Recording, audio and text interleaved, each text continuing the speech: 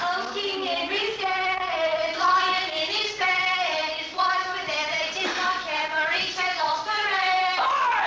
Get to the street, you little lasses! Where's your blowing mother? Some of us poor swine have to be up in the morning. 2 o'clock and all's well.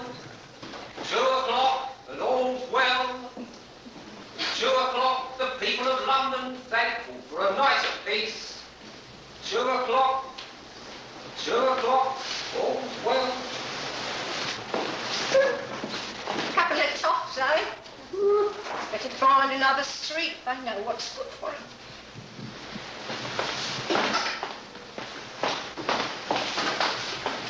Oh, Polly.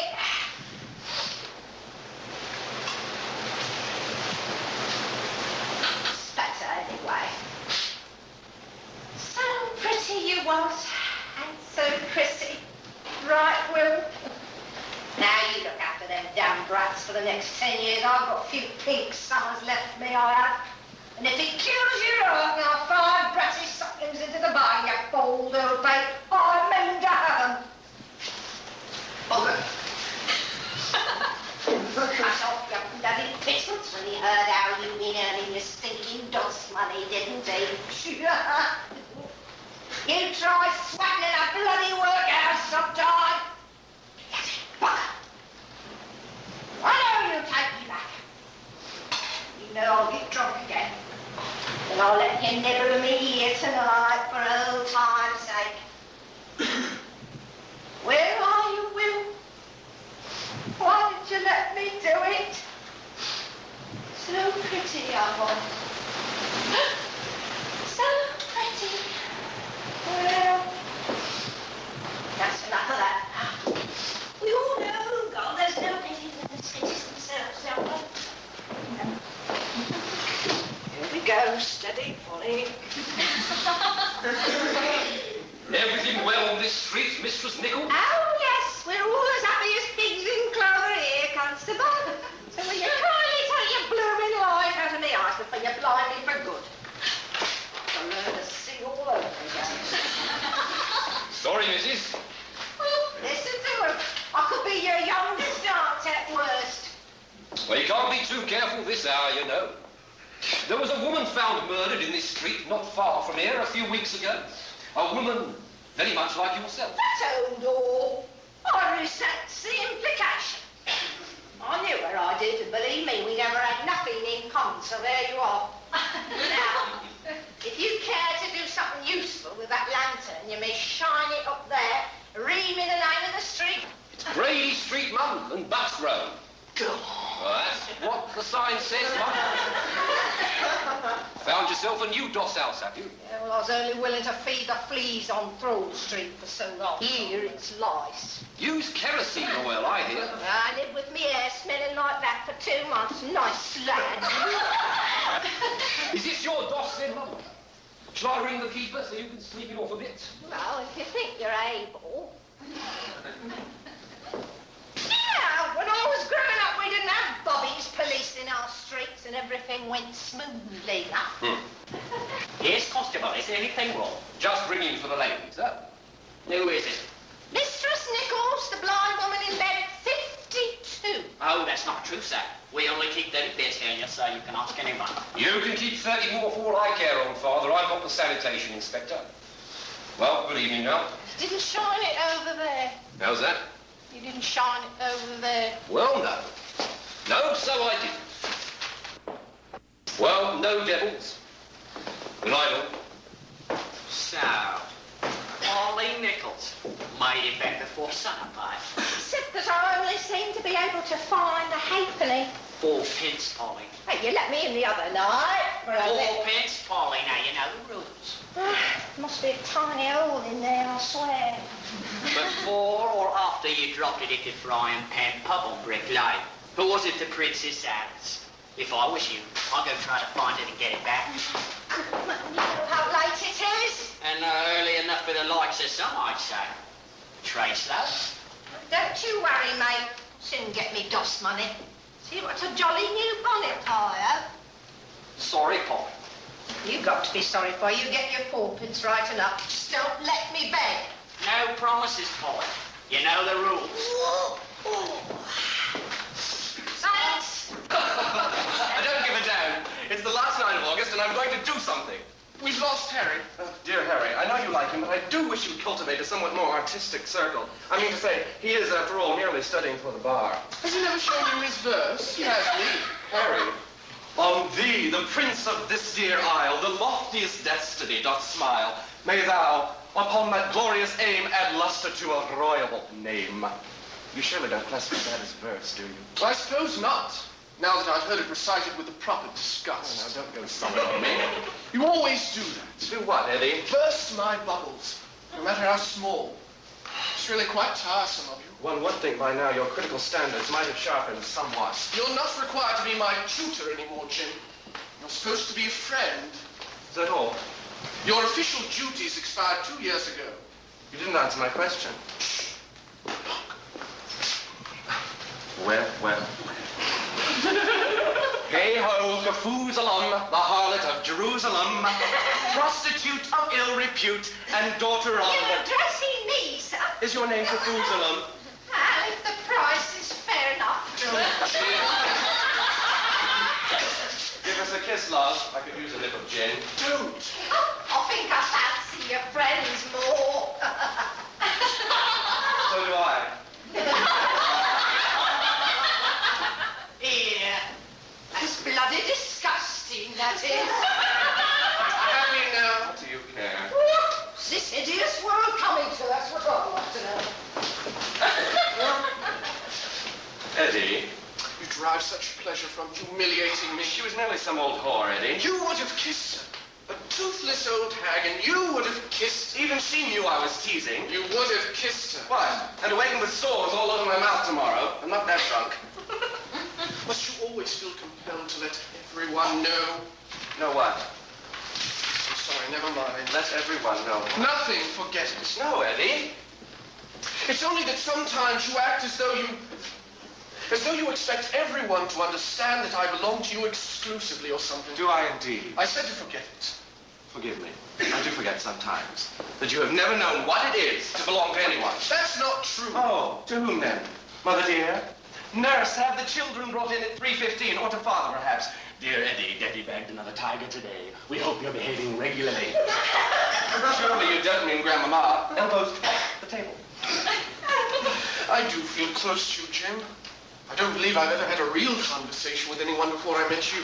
And now that you've learned how to make friends with pretty and witty people on your own, you can afford to cast me aside. It's not true either, Jim. We'll always be close. It's simply that I'm not at Cambridge anymore. And one of these days... Why can't you say it? They'll be picking you a chubby little princess to marry. Say it. Can't take them for it. It's what has to be. Yes, yes. When inoffensive people plant a dagger in your breast, your good is what they really want. They do it for the best. You can't hate them for it, Jim. I can do anything I desire. It's the last night of August, and term doesn't begin for another month.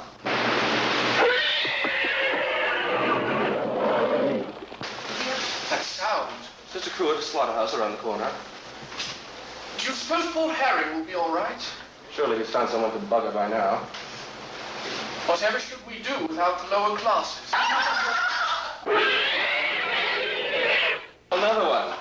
Those butchers must be quite swift. Still watch them. No, Why not? it's sickening. Don't tell me the great hunter's never seen a deer gutted before. I said it's sickening. Like the thought of kissing that whore. You're not much fun tonight. Perhaps you prefer to be alone then. By the way, dear, do go watch them slaughter the horses by all means. Very well, I shall. Jim, you'll not stray off like Harry. Afraid?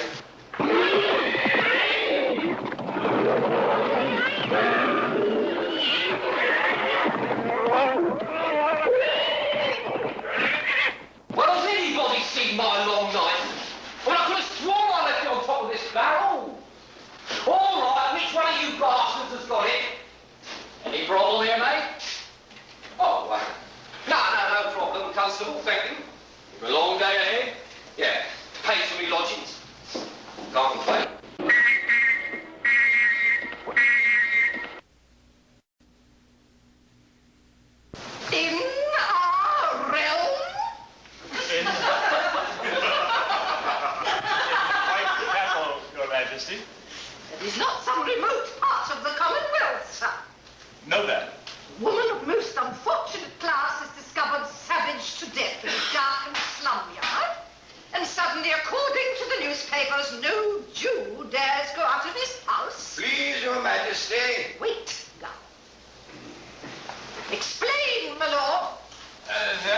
reasons, Your Majesty, a leather apron found hanging from a nail near the victim's body led, by this way or that, to the arrest and subsequent release of a neighboring Jewish shoemaker with the known nickname of Leather Apron.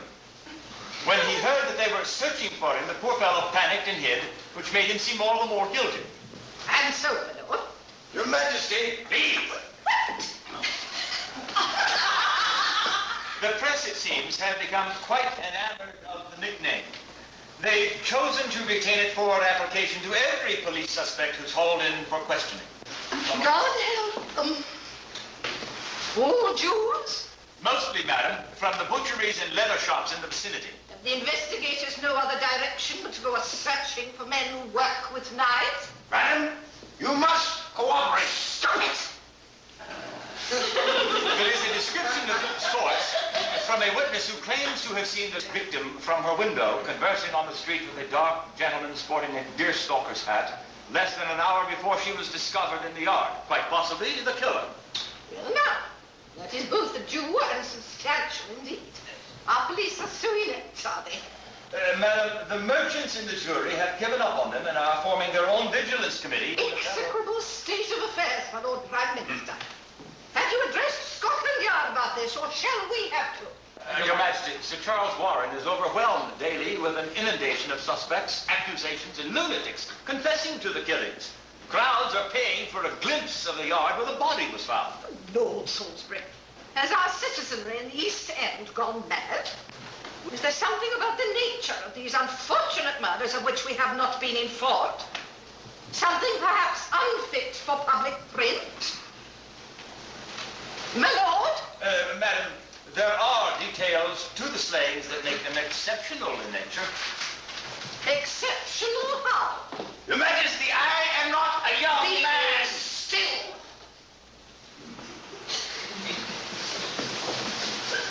My lord, are you acquainted with these details? I am, Your Majesty. Proceed. They are distasteful fact, Your Majesty. We will decide what is distasteful, my lord. The reports from the coroners were most shocking, madam. We are already abed, my lord, and attended by our most trusted physician. I command it.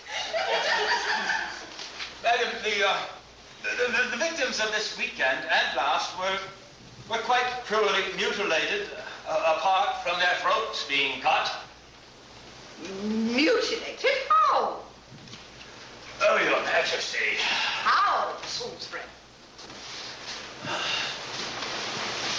In the abdominal region, Your Majesty, the second murder exhibiting somewhat of an increase in violence over the first. In what way? That is what I do not feel Your Majesty would best be served in being told. We will unburden you of the responsibility of making that decision, too. Oh, Your Majesty. Salisbury.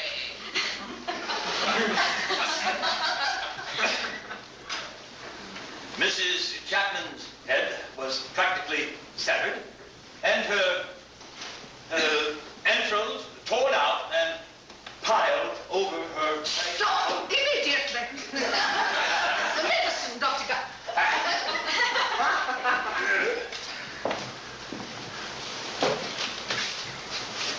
Vilest concoction ever brewed by any creature out of Hecat's nightmare. It's not intended for the palate, madam, as you know. Pity that science and the arts diverge.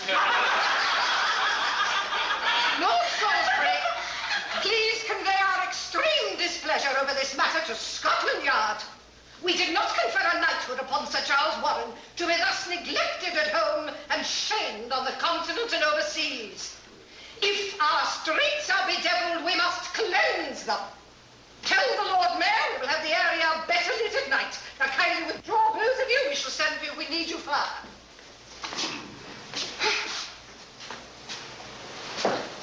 I am entirely at Your Majesty's disposal.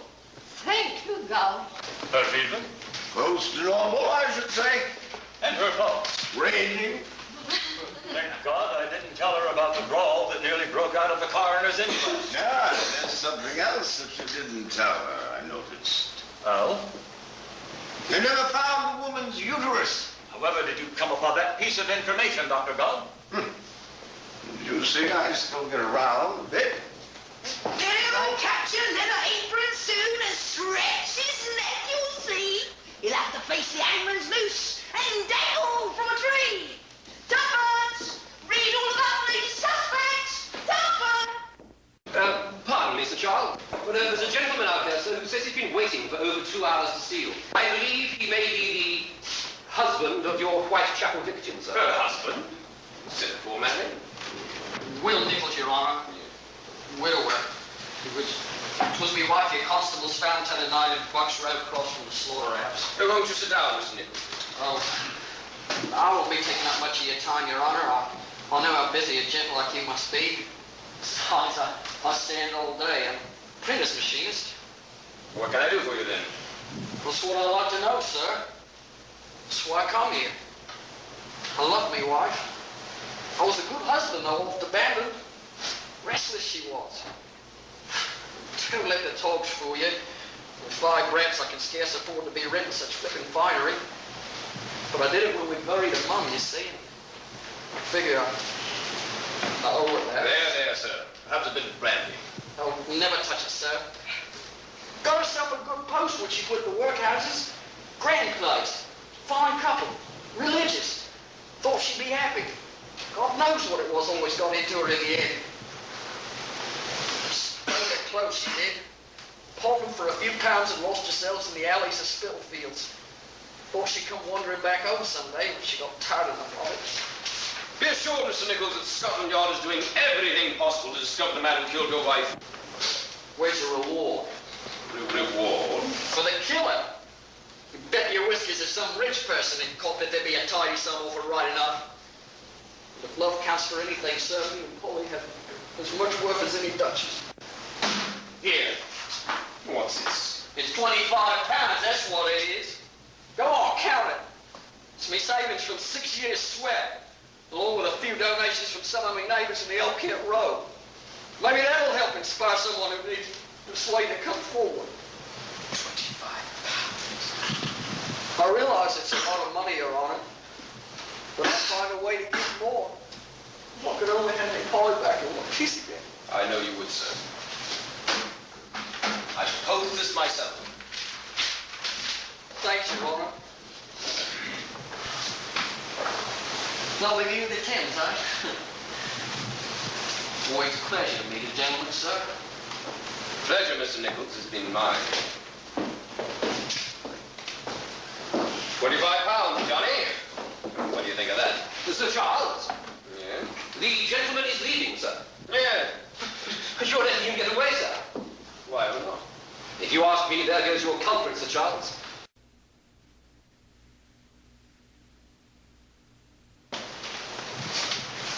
You're not seriously planning to attend the theatre tonight, are you? Yes, Bertie, I am. If you left now, you'd be late. I didn't hear you, dear. I said if you left now, you'd be late. Ah, Mrs. Kendall said they would gladly hold the curtain for me. A practice with which I am sure you are thoroughly familiar. This venison's cold as ice. Ah, well, send it back then. No, I'll just find something else to interest me. Is your favorite artiste playing anywhere this evening? You know she is. Ah, yes. Another romantic comedy, is it not? Will you be seeing her tonight? You know I shall. Then I fail to see what possible business it is of yours if I attend Mrs. Kendall's performance by myself, or not. I got it from the papers. It's being given in honor of the presence of that freak of disfigurement they call the Elephant Man. So it is, Betty. Is your venison cold? I beg your pardon, dear? I said, is your venison cold? Just right. Mr. Merrick, as the afflicted gentleman is called by the better people about him, is a resident patient at the London hospital in Whitechapel. To whose board of governors you and mother have no doubt appealed to provide the poor fellow with a permanent home. And care. Wonder what she'd think of your theatre party tonight. Mother, dear, it's not as if he were going to be joining me in the royal box. I think she'd have a lot more to say about your cultural pursuits for the evening. Please, listen. I think they've gotten a bit carried away with the truffles lately. I mean to say every night this week. Yes, well, do speak to them about that, Bertie. I intend to. Incidentally, while we are on the subject of your mother, Yes. Has she banished me from favor again? well, not that I know of, but she has asked to see Eddie, Eddie? your son.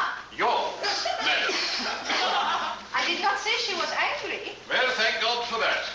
If Eddie hasn't done anything, then what does she want to see him for? Ah, we can only imagine. She doesn't care for his carousing. Any more than she does for yours. You don't suppose she's going to start harping on that big truffle claptrap again? Why not? She harped on ours, He'll go all sullen on us again.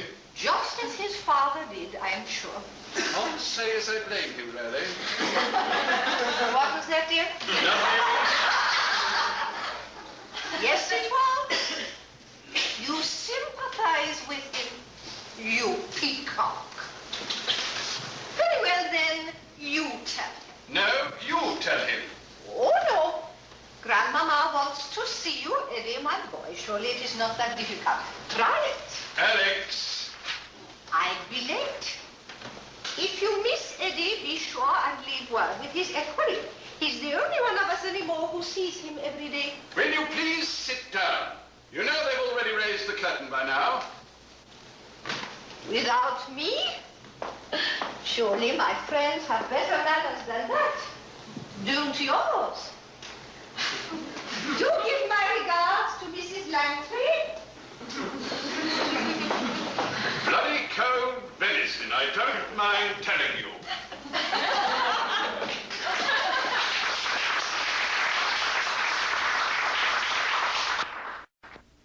5 o'clock and all's well. 5 o'clock and all's well. 5 o'clock. 5. Coppers, stall-ups, fresh sugar. Coppers, stall-ups, fresh sugar. Yeah, now, what's underway back there? Oh, that's right, you best get it over and finish the filthy slut job before I get the law after you. You see a guard for the tenants in this building, so service your side boys at the locks from now on. Yes, some folks think they're so good to pay rent. Liza? It's only me. Miss Donovan. Don't be scared, Ducky. Ain't the horrible Whitechapel murderer. Just some bitch rotting on the wrong side of the alley fence. Run off all the time. Nothing to fear at this hour. Market's stirring up the line, sun'll be up. Anyone can take the pleasure lying in some alley or some filthy court. Nobody doesn't lie down around here, Goosey. It does, it's standing on your two best friends. Maybe against a wall or something. No. Oh, you lift up your skirt this way, you see? Go on, you don't either. Finish your muffin as I usually am. You can hold it between your legs without ever taking it in you. Just such ways they never knows it. Oh, you never in your life. Same's to them. They ain't got eyes down there. If you don't believe me, just ask old Dark Annie and she'll tell you. You makes me blush. Ask old Dark Annie what is trouble. Annie? Sewed out the flowers, are you? Where you been keeping this week, old girl? In the gate of the Black Eye. Dorset Street, none of your business. I said you found yourself another Dorset. What brings you back here? Deputy on Dorset Street. Let you in a few times on a promise. Now you can't pay. More stuff's from you, Liza Cooper. Oh, Dark Annie's dark tonight. Fresh hot house lily blues. Annie? You do have your dust money, haven't you, girl? No, Mum, I'm not. You know I'm good for it, Mum. I'm sure you are, Duck, but you know I don't let you in without respecting the ritual. Get you your 4 pence tomorrow, Mum. What time is it now? 5? Well, 2 in the afternoon at the very latest. Sorry, Duck. You know they won't let me do Yeah, I'd asked you to trust me before. Just let me get a little sleep. Do it, love. How about a little halfpenny nap then? I've got a halfpenny. No, halfpenny nap, dear. You know that. Mistress Donovan, I'm on a cliff at the edge of the world. Oh, now don't be so hopeless. Market starts up early on Saturdays. You'll soon earn it. That's right, Mum. Don't trust her. Let her a piece of soap over a week ago, I did. That sometime consort of hers to have a much-needed wash with. Swore she'd have it back to me the next day. I haven't seen her till this. Oh, I'm begging you. Sorry, Ducky. You'll have to scrape it up. Here's a halfpenny for some soap. I'd have got my dog's money. Don't need the last of your earnings. Toothless old tart. What's that? Ow! Did you see that? She struck me. Did you see that? Make yourself grand lucky, girl. I didn't do more. Come inside, girl, before the both of you get yourselves into trouble for brawling. I'll light it black in your eye, I will. Come along now, come along inside. We're keeping that vacant then, Mum. You have me word, love, for 1 hour. Georgia ain't this strong down the wall after sleeping beneath a bridge in Spitalfield. Snow white lilies, fresh on love's lilies. Who will buy my long-stemmed lily blooms, fresh snow white lily blooms? Who will buy? Who will buy? Ooh, you startled me, you did. I didn't see you standing there. Don't often put up on fine gentlemen who likes yourself on this old street. And he's me nose, and he's Hackman. Dark Annie, they calls me round here. Quiet time, eh? Book reader. And he knows what you want. You don't have to say a word if you don't wish to. Truth be told, I admire as a sport with a discreet amount of shyness. There's a nice dark little yard to the side of this here gate if you cares to be off the street. No? I ain't afraid of old Sivvy now, sure of it. Can't tell what you're thinking. Sivvy's what me intimates calls me because my husband's a sieve maker. You ever wonder who makes all the sieves, you know? Now you know. What do you say, eh? You fancy a little tumble in a yard with old Silly, eh? It's better in the alley or a ditch somewhere. He ain't very talkative, is she? Used to be married to a fine dresser himself. A coachman at Windsor he was. And so good to me even after I run off with me sieve maker. 10 shillings a week he sent us, faithful as Big Ben, you might say, to help. And then one day it stops coming, see? And I wonders why. And a few weeks later I finds out he's dead. And all our little ones all scattered. One of them to a cripple's home somewhere. Now me Sibby's taken up with a young slut of a thing, and your own Umbly is on the street. Oh, girls, fresh coffee. Right today, right figs. Oh, girls, fresh coffee. Come on, Johnny. It's nice and dark in here. Won't cost much, dear. Just enough for me lodgings tonight. Come on, Johnny. What you got to be afraid of? Ah, you never done this before, have you? But you know it's what you've always wanted to do. Oysters, fresh from the sea. Oysters, right today, right figs. Why my snow white lily blues, fresh on those lily blues. Cockles and scores, cockles and scores.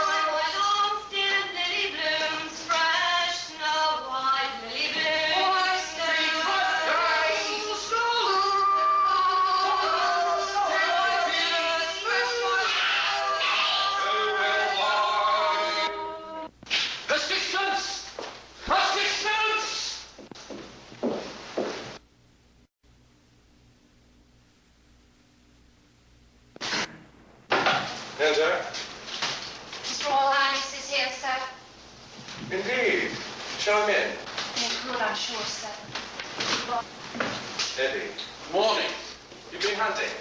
Oh, it's especially nippy out today for September. Feel my hands. My, you should have worn gloves. You've forgotten how cold-blooded I am. I was almost born on the shore of an ice harbor. Another one of Mummy's skating parties. It's roasting in here. Yes. I've heard it rumored that 32 De Vere Gardens was actually constructed over the very entrance to hell. For a moment, I thought you meant it seriously. It is sad. Hell's not under the ground, Jim. Who should know better than your highness? I believe so, thank you. No cream for me, please. Oh. No, I take it plain these days. Indeed. Stouter that way. Ma. What 2 years in the military have done to those tastes that I labored so to refine. Plain, if you will. I wanted to be here when you read this. What does the star have to say? More about the Whitechapel fiend. Read it. Eddie, you really are such an amusing fellow. You're not in the least amused. Oh, yes, I am. Read the article, damn it. What? You mean someone's finally willing to print that those poor grotesques were disemboweled? Well, here. You sound as though you already knew. Oh, one of them lost a kidney or something. The other, organs unmentionable. It's all over town. Never could see why they wouldn't print it. It's not what I mean. You knew too, didn't you? What if I did? Your little joke was a success. Your news, however, fails to render any shock. Coppers believe it all the work of one chap. 2 middle-aged street whores in the space of a week, both eviscerated. Obviously, there is a linking style. Here, if it's shock you're after, read this. You read it to me. Take it. No, read it to me. Your parents were right. You honestly would rather die than read a word off a page. You know how I love to see your boys. Demonstrating. And regretting my failure to instill any respect in you at all for the few things, such as reading, which might better prepare you for your office. Don't you start on my office, too. I've enough devils poking at me on that score. Just read me the bloody article and pass the tea. Oh, now, there's a gracious prince. This part's a stitch. A nameless horror, half beast, half man, is at large. Let's see. Deadly cunning, insatiable hunger for killing, ghoul-like creatures stalking his victims. That's not reading. How on earth should you know? He is drunk with blood and will have more. Here it is. The police surgeon called it the work of an expert, a surgeon, or one who had sufficient knowledge of anatomical excisions. An expert. You're smiling. So are you. Hey-ho, Kafoozalum, Kafoozalum, Kafoozalum.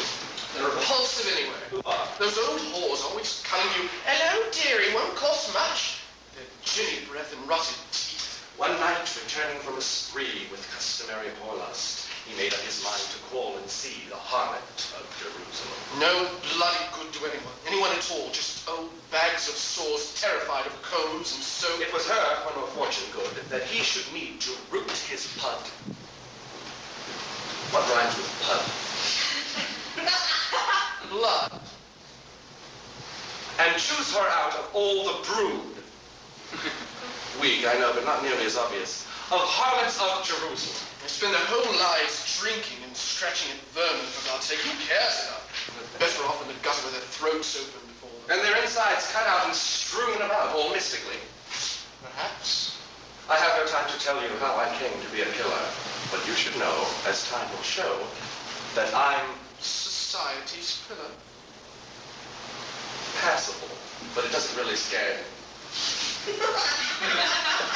There you go, sulking again. It's simply criticism. I wonder sometimes if you've ever actually cared for me, if you've loathed me all this time.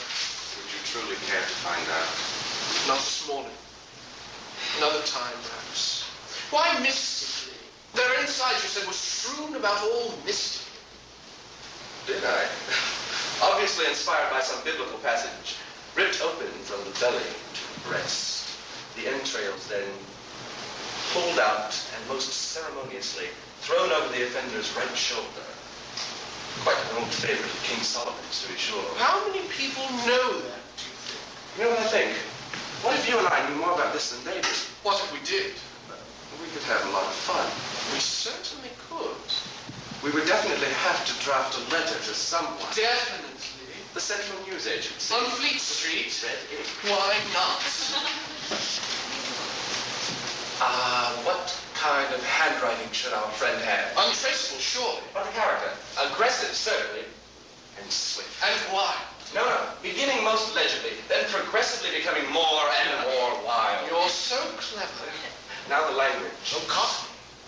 Something better. Upper class, obviously posing as cognate. Misspell every other word. I'll keep them all guessing for a while and be terribly amusing, but... You're so clever.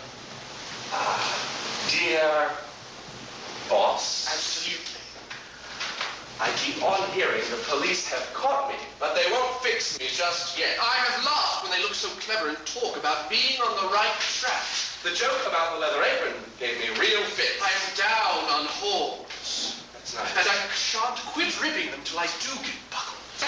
My, I've never seen you this enthusiastic about writing anything before. Grand work, the last job was. Gave the lady no time to squeal.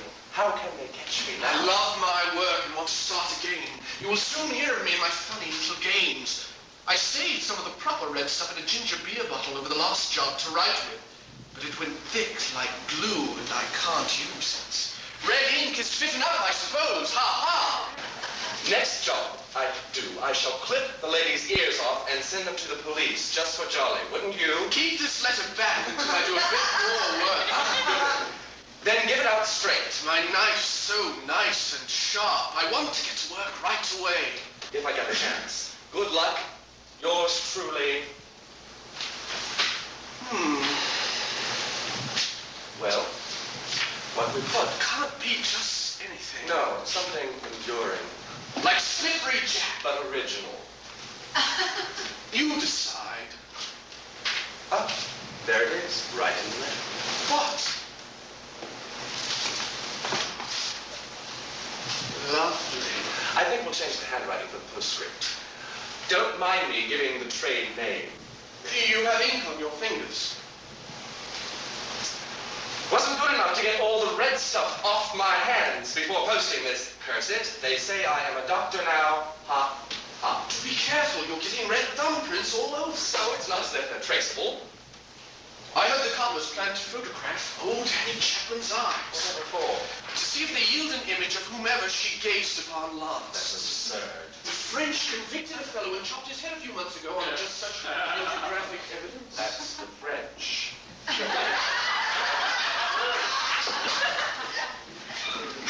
You're not afraid. No. Are you?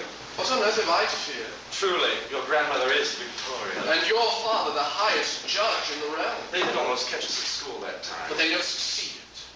Perhaps because it was merely clever obscenity and not murder. You are afraid. I'll post it on my way back to Marlborough. Where I recommend you forego luncheon in favor of some sleep. These all-night affairs at Cleveland Street and Tottenham Court Road are beginning, as my parliament might say, to take their toll with thee. Good seeing you. Your hat, Eddie. I'm always doing that. Still? When are you going back to Cambridge? I'll be here till the end of September. I'll try to see you before you go. That would be nice. Ah. Your knife. Keep it.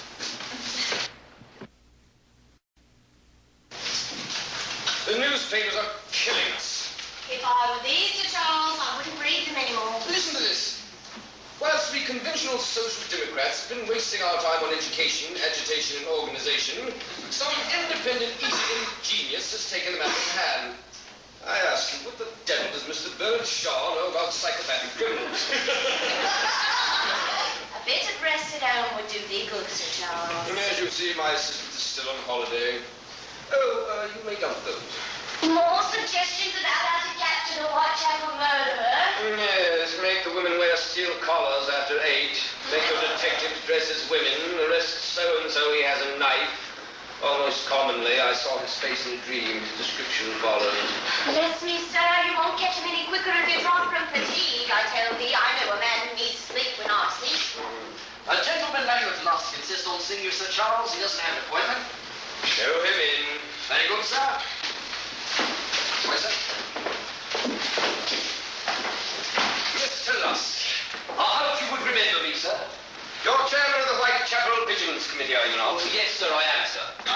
had something encouraging to share with you at this point. Doesn't matter, by God. I've got something to share with you, sir. What are you trying to do to this poor man overworked to the brink of madness as he is? Get that horrible thing out of here and dispose of it! There, Mrs. Shelby. Where did you buy this? It's on my doorstep. It's a kidney, sir. Well, half a kidney. I showed it to the coroner before bringing it here. He said it's about as ginny as the one they found in Connie Nichols' body. Was there a note? Yeah, here, sir. No, stay. No, stay. What, sir? Clues? Confessions. From hell, Mr. Luss. Yes, hell, sir. Sir, I send you half the kidney I took from one woman, preserved it for you. T'other piece I fried and ate. Oh, mercy me, Sir Charles. It was very nice. I may send you the bloody knife that took it out if you only wait a while longer. Signed, catch me when you can, Mr. Luss. Well, the spelling's atrocious. Obviously a prank from some stupid London hospital. A prank? That's a piece of Polly Nichols lying on your desk as sure as I'm standing here. The handwriting does appear to be slightly familiar. What did I do with those letters written in red ink? Oh, you mean the ones that were signed Jack the Ripper? Oh, you tossed them yesterday. All right, we start again. Where are they now? Let me see. Oh, here. Oh, no, the handwriting's far from similar. You're right, it is the same person. Nor is it. If it is, then God help some poor soul this weekend. Why is that, sir? Read the second one. It arrived yesterday. I was going to throw them out. Beware, I shall be at work come the weekend in the stews at 12 midnight. And I give the authorities a good chance, but there is never a policeman when I am at work. Guess I like to give you fits. Yours truly, Jack the Ripper. Yeah. There's more. Oh, have you seen the devil with his microscope and scalpel and looking at a kidney with a slide cocked up? This weekend in the stews at 12 midnight. That's his message. We shall dispatch extra detectives to the area, Mr. Luss. Can follow every unescorted woman in the streets to her destination. Perhaps post a few handwriting samples. That's all we can do. Is it, sir? Well, if I was a policeman, sir, and this had happened on my beat, and that was all I could do about it, I'd bloody well go out and shoot myself. That's what I do, sir. If you ask me, it's someone from the upper cross. What's that, Mr. Shelby? Don't know why, just feel it in me bones. Are we quite finished with this, sir? You say the coroner's already seen it? Yes, he said it's been preserved in spirits for over a week. To the furnace with it, Mr. Shelby. To the furnace with it, Mrs. Shelby. Upper crust. See if I'm not right.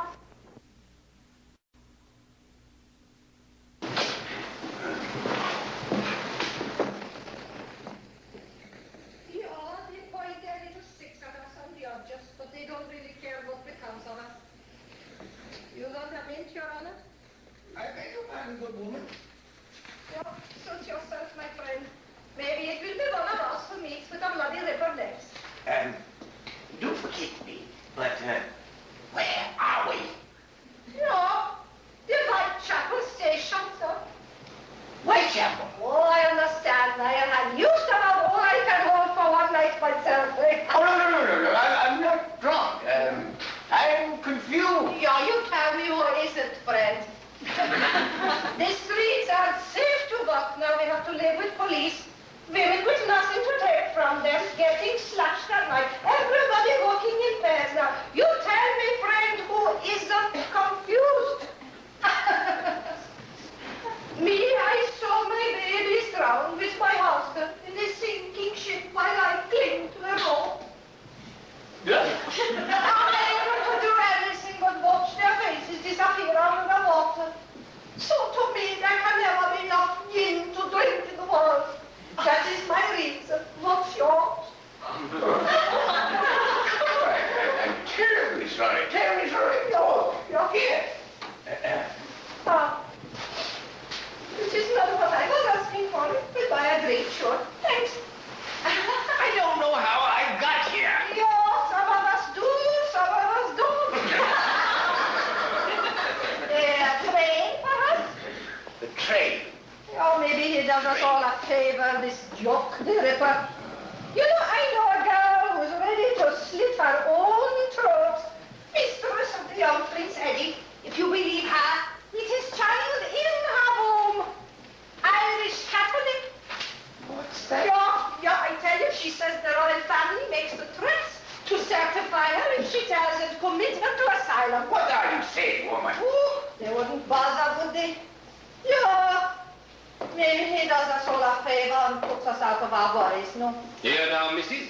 I hope you're not molesting this gentleman. I'm under constable. If you would be good enough to give him directions home so I can be on my way. You lost, old man. No. I must get to Miller's Court. Miller's Court? Well, that's away from here. Now, you see he doesn't get turned around again, yeah? Goodbye, friend. Goodbye.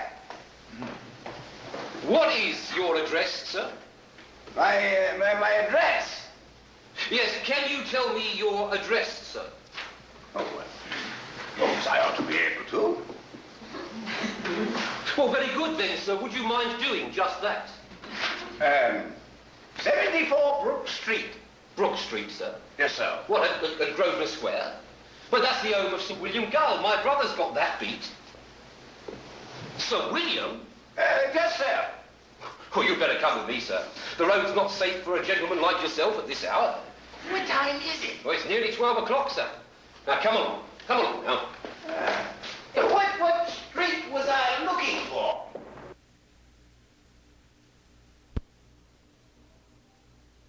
Two o'clock, and all is well.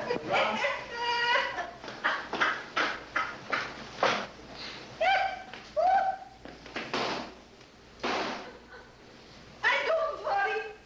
If they say I'm drunk, I say I never touch it or throw myself on the floor or make fit. They always let me go then. Hello? Is that you again, friend? What are you doing in Berners Street? Ah, you followed me, yeah? I drink a little more, I see a little less, but still I recognize you, yeah. You want me to confess something to you?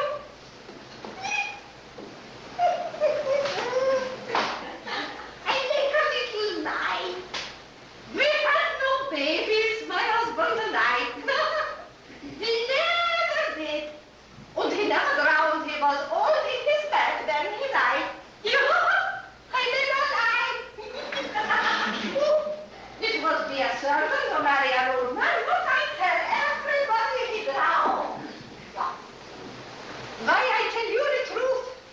Do not know. Oh, you don't even know my name. Elizabeth Stride. Long lives my Swedish friends call me. Sure, I don't know why I trust you.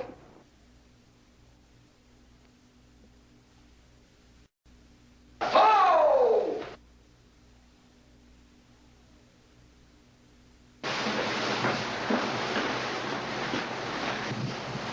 Outdone at sport time. Don't mind me high spirits, mate. I just come from Bishopgate Station, I am. And I don't mean a train station neither. I ask you, what's so stinking wrong with feeling mirthful? I ain't done nothing. I was merely standing in the middle of a blooming road, imitating a fire engine, you might say. Next thing I know's they're looking me up. Oh, I ain't drunk, I said. Well, you ain't sober, they says. Very well then, says I. I'll just sing till you lets me out. And that's what I've done. Wanted some bleeding constable to follow me home, they did. Said it was orders from the West End. That's bad for a train, I told them. So I let them show you the imitation of a banshee, and then you'll have to put me up all over again if you can catch me. Orders from the West End, indeed. What sort of chumps they take us for, anyhow? I've made it this far alone, safe enough, haven't I? You know, luck's what it all comes to, mate. Some days it's with you, some days it ain't. I just got back from Kent with me Johnny. Thought we'd make a few bob picking ups and have a little holiday. Not a lucky year for that, I can tell you.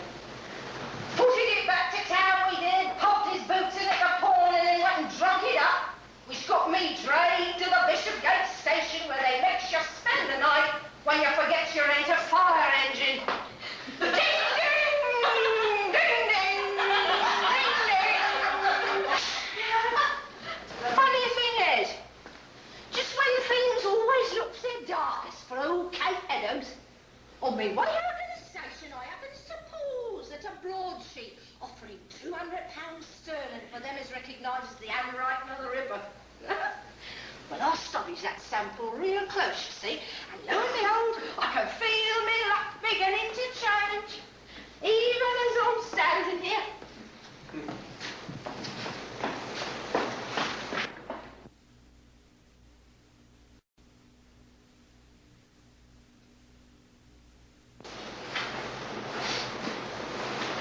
Milord? Sir Charles. How long have you been waiting here? Oh, half hour at most, I suppose.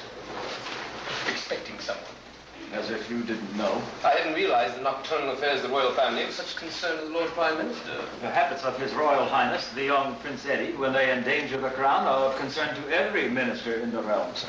You are aware of the sorts of places he's frequented lately? The house at number 19, Cleveland Street? Yes. A notorious brothel, my lord, that caters exclusively to the pederasts of the wealthier sort. What can we do? We just can't raid it. Not when its most prominent patron is the son of Prince of Wales. And the heir to the throne of England, who, if he cannot be kept out of such places, can certainly be protected from discovery in any. Sir, I should hope Scotland Yard is as concerned with the protection of the royal family, sir, as we are with the crime and stews. What are you doing here, Warren? I came alone, my lord, to confirm certain reports from His Royal Highness's equerry. And so, The wee hours, sir, at which the prince has been arriving on weekends of late. Her Majesty hasn't learned about Cleveland Street, has she? No. It could affect the succession. Surely that's not why you're waiting outside the gates of Marlborough House at such an ungodly hour, sir. We're both here for the same reason, Sir Charles, and you know it. Milord. To prevent a scandal that would quake the empire. I suppose you've already heard there was another slaying tonight. A Swedish prostitute. Now listen to me, Warren. I want you to pull down every broadsheet of those preposterous letters and postcards signed Jack the Ripper. Pull them down. And don't put any more out. But why? Because the Prime Minister has ordered it. I'm afraid I don't understand, sir. Don't you? if all the harm that women have done were tied up in bundles and rolled into one, such masses of evil would puzzle the devil and keep him in fuel till he's outburned the sun. We have to be quiet now. Kiss me. Kiss you. You heard me. You're drunk. I said give us a kiss. Do this here? Are you mad? Why not here? Just once. Give us a little kiss goodnight. That's quiet, isn't it? Sometimes I absolutely hate you. Eddie. No. Now I'm more confused than ever. That was young James Stephen. No, Judge Stevens. Artistic. Sir Charles. Sir Charles, is that you? It's the Ripper, sir. They found another bottle. I know that. Besides the one they found at midnight, sir. A prostitute, an hour ago, near a public sink in Goulston Street. Mutilated. Most grisly, sir. Ripped like a pig in a mine. 2 in 1 night. And my assistant's not even back from his holiday yet. Get him back. But what do you want us to do about the chalk message, sir? What talk message? The one they found scrawled on the wall over the sink, a few yards from the body. What does it say? Something about the Jews, I believe, sir. Some of us are afraid it might cause another rash of riots. The constables there are standing guard over it, something fierce. They think the handwriting may be linked to some of those letters to the newspapers. As soon as the sun's up, they intend to photograph it. We'd better hurry. Yes, sir. Sleep well, your royal highnesses, all snug in your beds, while your guard dogs send watch for you over your precious stone, set in your silver sea.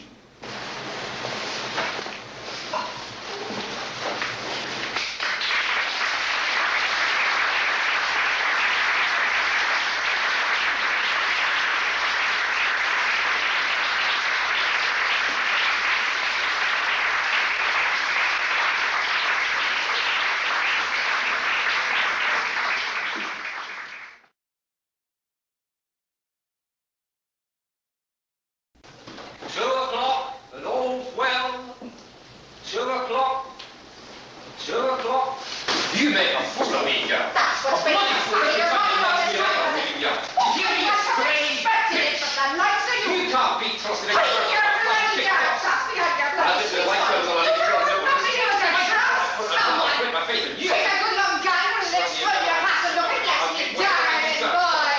Put your darling finger in that. Every petal of a Boy, put you're my trail not along. at the reason now, are you? Fall off with each of Here your I sat and I'm not bloody boy.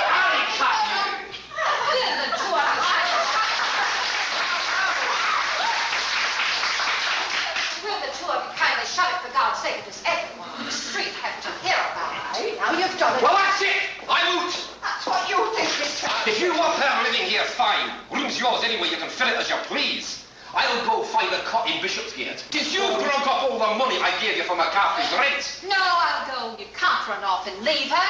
Not in a condition at 3 months along. That's not my bastard she's carrying. How deep into it with McCarthy are we, eh? Tell me, Mary, how deep? Only 30 shillings. 30 shillings? I don't act like it's £1,000. You never told me. How the devil are we supposed to pay that back out of a fish porter's wages, huh? McCarthy's no landlord. I know that. He just calls himself one. So he's got you back to working for him, has he? Mrs. Harvey. You're no old friend of hers from her days at the gatehouses in the West End.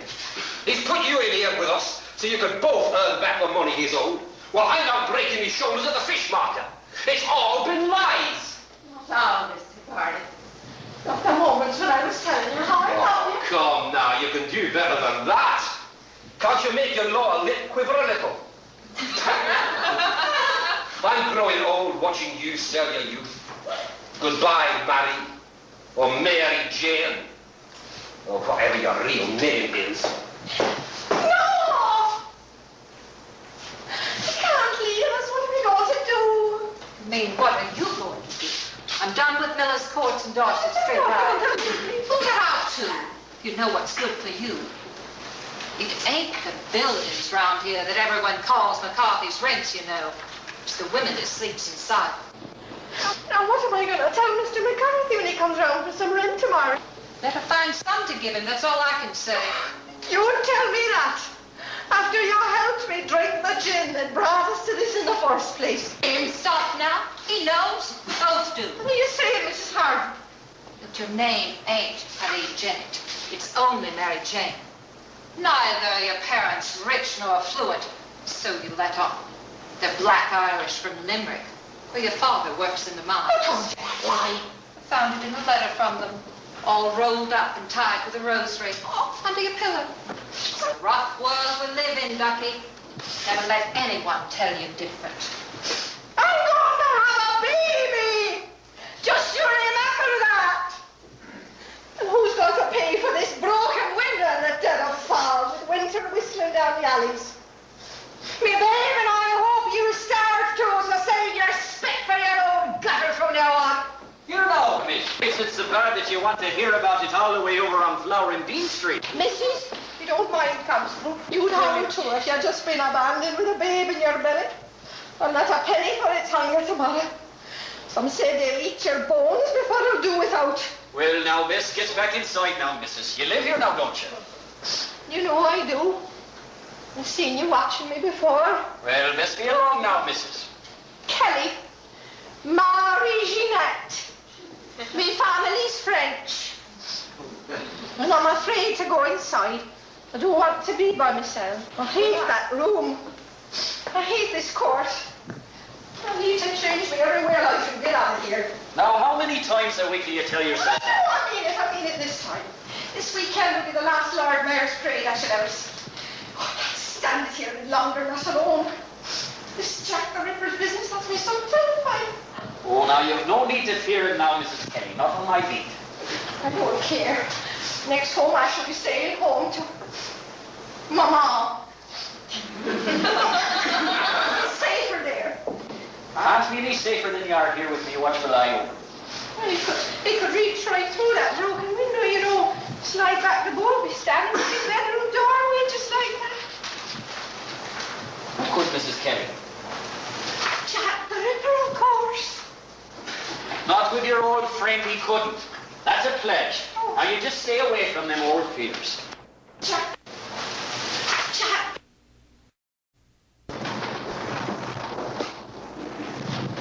Erased. Vital evidence. The very handwriting of our Whitechapel murderer. Quite so, Mother dear. They said he took a sponge and piped it out himself. Our knighted police commissioner. Only moments before, there would have been enough light to photograph it. We are not at the mercy of some enterprising journalist here, are I rather fear, despite the condemnations in all of the papers, that Commissioner Warren has indeed made an unpardonable public blunder. It is a bit untimely, destroying evidence when there is yet no idea even for whom they are searching. Or have they not? What is that supposed to mean? If our police are deliberately obliterating clues, we must assume they are protecting someone. Did anyone have the presence of mind to record the message? Oh, it's in all the papers. Something about the Jews not being the men that will be blamed for nothing. Hideous abuse of the language. You can see why Sir Charles might have wanted it removed from the wall in Goulson Street. Goulson Street? I'm sure he doesn't want to contend with any more mass assaults on innocent Jews. Nonsense. He obviously allowed the message to be published in the newspapers. It was the handwriting that he did not want photographed. After posting facsimiles of the demon letters on broadsheets throughout all London? Where are they now? Bertie, I want that beastly creature apprehended and destroyed. No, Mother dear. We don't destroy the criminally insane anymore. How well I know. We have looked two would-be assassins in the eye and have lived to see them both spared criminal prosecution. Your father, God rest you, my perfect beloved. Your father was so appalled that I don't believe he ever quite forgave the corpse. We shall not disappoint dearest Albert a third time. Should we lay hands on this present devil? Eddie, you scarcely touched your plate. Why are you picking at your lunch? A future king needs some girth, not a girlish waist. Eddie! Yes, Grandmama. May I be excused now? No, certainly not. Do you think you were invited here to sample the whitefish? Explain, Bertie. My boy, I do believe you've been summoned.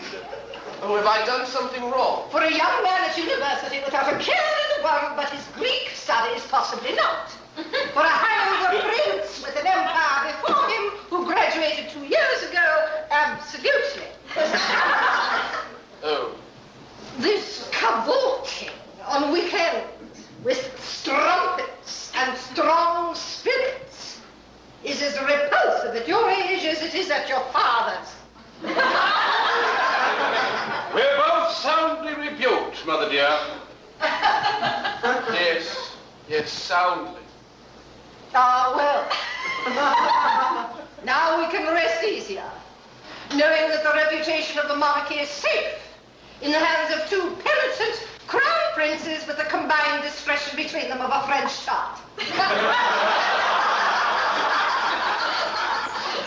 No doubt you prefer we spent our evenings as you do, in the grave company of some soothsayer conversing with the spirit of your late consort, madam. The company of your own spouses would suffice. How is the whitefish? They didn't get all the bones out. They never do. Where is everyone? I'd like some more tea. You'll have to pour it yourself. We left instructions for complete privacy. Let's see what they've left us for dessert. What is it? To our most gracious sovereign lady, Madam, we the women of East London are ashamed and afraid. We beg that your majesty will call upon your servants and authority to understand that when it becomes possible for the poor of London to live and sleep in decency and not in degradation, you will not pick up from back alleys so many sad corpses like those of our sisters. Your loyal and humble servant. Is it a plea, advice, or a threat? Look at their signatures. Yesterday there was one on our breakfast tray. Who keeps smuggling them in? Must be 4,000 or 5,000. I say, what do you think of that, Eddie, old man? Eddie? Sorry, I wasn't listening. I never would have thought a mere idle child and your father were possible till you came along. May I please be excused now? Indeed you may not. No one will leave this table until we are in agreement on the name of the suitable princess to whom we will expect you to propose marriage. Your cousin Mossy in Germany would be the most ideal, if only her father were not so easily piqued by Bertie's unfortunate sarcasm. Alex doesn't care much for our Prussian cousins either, Yes, as well, you you know. will notice we have not consulted her any more than we consulted her in choosing a name for your firstborn son. That is our privilege. You will notice that no one ever calls him by Albert or Victor. No.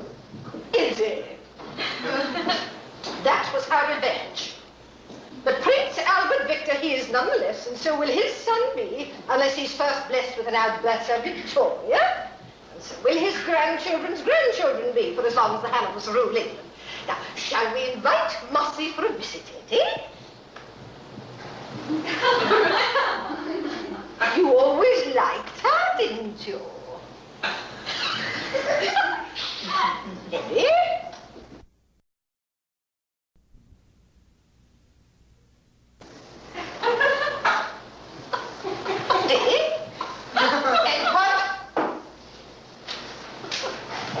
Eddie. Eddie, old man. Eddie. What's wrong with him? Eddie. Something's wrong. Bertie, look at his eye. Eddie. Summon Dr. Gull. Mother, Dr. Gull is entirely too old to be summoned like that anymore. Oh! And has been for some time. Well, then Eddie would just have to be removed to Dr. Gull. At once, Bertie. Yes, Mother dear. Eddie.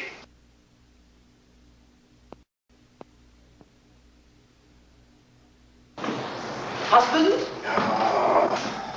I thought I informed everyone that I was not to be disturbed for any reason. His Royal Highness is waiting in the parlor. Oh. Young Prince Edward with a missive from Her Majesty commanding you to see him right away. Send him in. Eddie, old man. Sir William. Your grandmother tells me that you've been suffering from those headaches again. Certainly she would know. Have you been? I'm sure she's briefed you thoroughly, sir, on what she thinks is wrong with me. Yes, she has. Would you care to have a seat anyway? How long have you known me, old man? All my life, sir. Well, considering that I've only known your grandmother for approximately half of hers, you and I, in a sense, are older friends, wouldn't you say? Thank you, sir. Well, now won't you have a seat, my boy? Thank you, sir. You've been missing sleep. I suppose every young man can afford to. That now and again. And what? Not according to Grandmama. Grandmama is a great monarch. But we must appreciate that she's been widowed for some years and that she has little understood young men. You truly mean that, Dr. Gull? Well, I'll tell you something. She knighted me for bringing her son through the same disease that took her husband.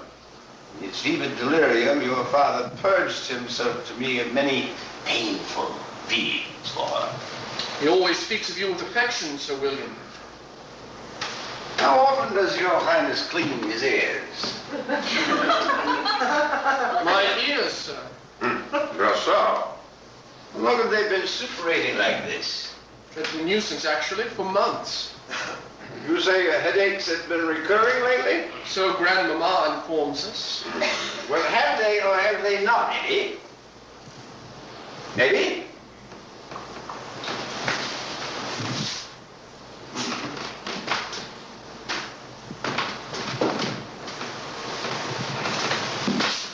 Are you with me, old man? Forgive me, sir, but sometimes... Yes? Sometimes they... Well, go on, old man. Sometimes they try to pull me into the darkness with them. Who do? Who, Eddie? The women. The women in the shadows. You fear them?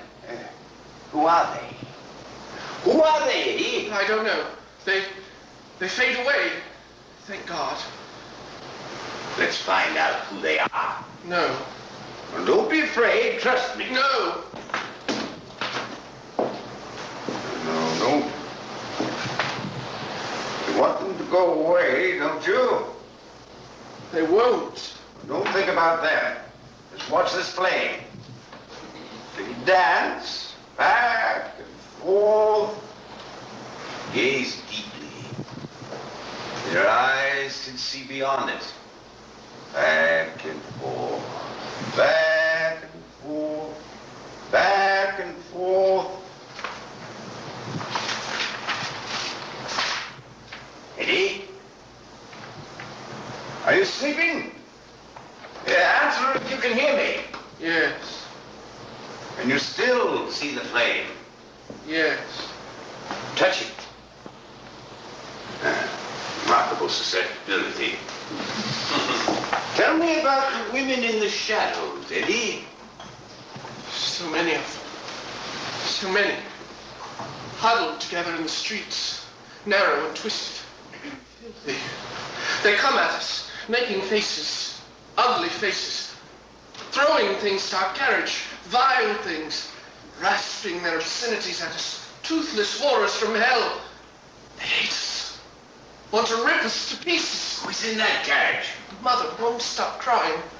Father says not to be afraid, but they just keep coming at us from the dark. I tell her I won't let them hurt her. She can't hear me. Too deaf. Too deaf. Georgie says he won't let them hurt her. She hears him. He gets a kiss. Some voices. Father says, some get through. She can hear my little brother, but she can't hear me. Why do they hate us? I never want to come to Ireland again. I hate poor people. I hate them. I hate them. Stop, Eddie. Close your eyes now. Will I wake you? Sleep deeply. Get. Mrs. Gull! Yes, husband? Afraid I must ask you to send for Lord Salisbury at once. Send for the Lord Prime Minister? You must be mad. Don't waste time. What has happened here? It's my house, too. Enter. Lord Salisbury to see you, sir, and Sir Charles Florin. The Queen's Prime Minister himself, Yes. Go to the minute once. Husband, I ask you again, what is happening in this Please, house? Mrs. Gull, keep out of this. You must do something helpful. You might leave me a note reminding me to inform you know who. His son is dying of advanced syphilis of the brain. Dear me, will you remember who you know who is? I should hope so, madam. Your Lordship. Sir Charles? Gentlemen, we seem to have a slight diplomatic problem on our hands. No need to elucidate, Sir William. We already know. Do we? I assume this was not a social call. Don't worry, a deep fog. I see you've managed to accomplish what 800 detectives in Whitechapel could not. I beg your pardon, sir. What do you want to do, Salisbury? Both of them must be taken care of immediately. Well, they shall certainly receive all the care that they require.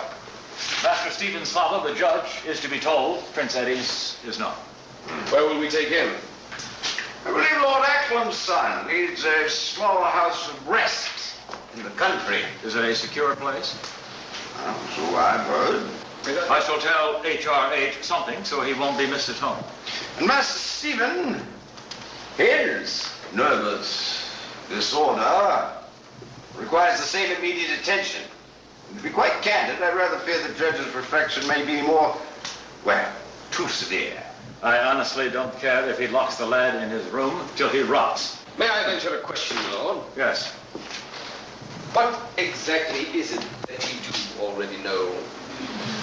Surely you jest. Are we dealing with murder here, sir, or insanity, or venereal disease, or just plain mischief? Does it truly matter, Warren? This we know. After tonight, there will be no further threats of embarrassment to either of these fellows' noble families. That's enough, isn't it? Oh, by the way, you omitted deviation from your list. Embarrassment? Why don't you just say scandal? Please. You'll both just wait in your carriages. It's best for me to bring Eddie and Stephen down one at a time.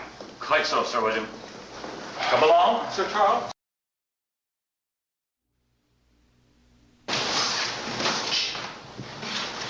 Wake up, sir. Eddie, I didn't want to wait for servants. What are you doing here? You have to help me. Hurry and get dressed. How dare you come bursting in here in the middle of the night as though you've already been the King of England, expecting everyone to shed their comforts and attend to you. You have to help me. They're trying to kill me. To kill you? Who? My family. They've been keeping me in this terrible, terrible place. What nonsense is this? I've been reading about your latest cricket scores and all the papers. It's lies. I tell you, they've kept me in that dreadful place against my will, with no word. Not even a note, just like the bloody tower. What do you think I feel? I've been a goddamn prisoner in this house since they... We never should have done it. What are you talking about? We never should have done it. They hate me now. Eddie. They expected me to celebrate Daddy's birthday tomorrow all alone. They're all at Sandringham and I wasn't even invited. They don't care if I die. They don't care. They don't care. Please stop. What's that? I should have come here. Don't panic, Eddie. You can hide in the next room. What if it's the police? What if your father wakes up? It's Dr. Gull, sir. Here, at this hour. Dr. Gull. Well, sir, where is he? To whom can you be referring, Doctor? You know very well. Now tell me where he is. Lord Salisbury and Charles Warren will be both here at any moment. All the demons in hell have dragged information out of me. Oh, I must get to the prince before they do. Do you understand? Before they do. Eddie? The window was open to the alley. I'll take it to him. Stay here, Master Stephen. You can stall them. You'll be in terrible danger if you don't. Well, what makes you think, Doctor, that I would dream of venturing from my safe little fireside tonight? Yes. Well, keep taking your medicine. And what? Although he paid his women well, this syphilitic spawn of hell struck down each year and told the bell 10 harlots of Jerusalem. And just where do you think you're going? Out. You know, that's not permitted, sir. If you attempt to leave this house, sir, I shall have to fetch your order into the masters, sir. Do that, Mrs. Troll, and I shall tell Father about your friendship with the gardener. What friendship's that, Master Stephen?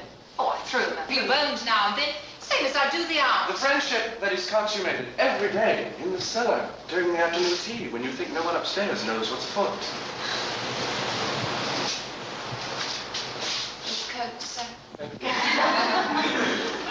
you better grab an act from the hole. Happy birthday, dear Bertie. Devil.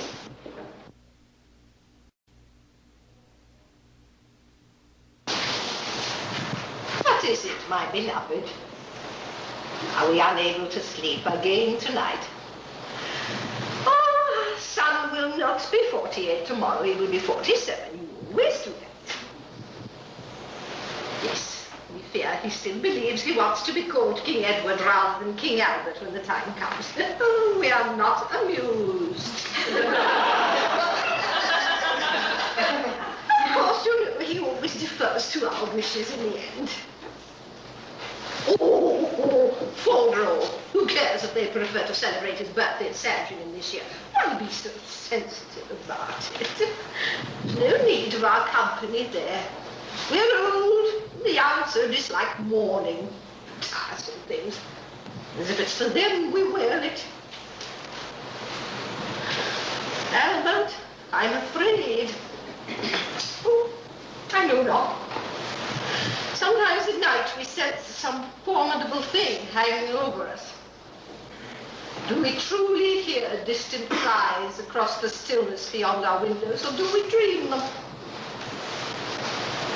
What form of horror is out there, multiplying in the shadows and refusing to go away?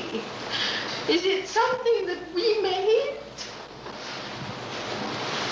No, but you must. My perfect darling, you've always known everything.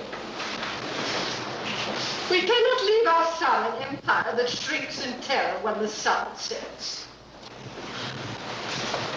You promise? Oh, look. There's a ring round the moon. I wonder what that portends.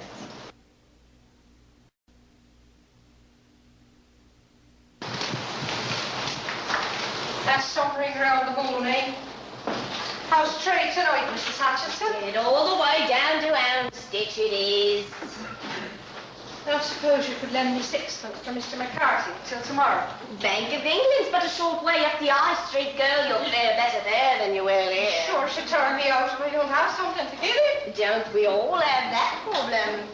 You know how to raise it, younger than the rest of us in this street as you are. Right to go looking for it at this hour. No, I'll meet up with him. No, don't start your morbid Jack the Ripper stuff while I'm standing here. Probably cut his own throat by now he is. Should have thought about all this a mite earlier. Well, now, here's a nice talk for you, girl. Go on, novice yours, I give him to you. Nobody we can say this one would let a babe go hungry before it was even born. Go on now. Oh, no! Oh, sweet Jesus, no! Please! I have a baby in me! Please!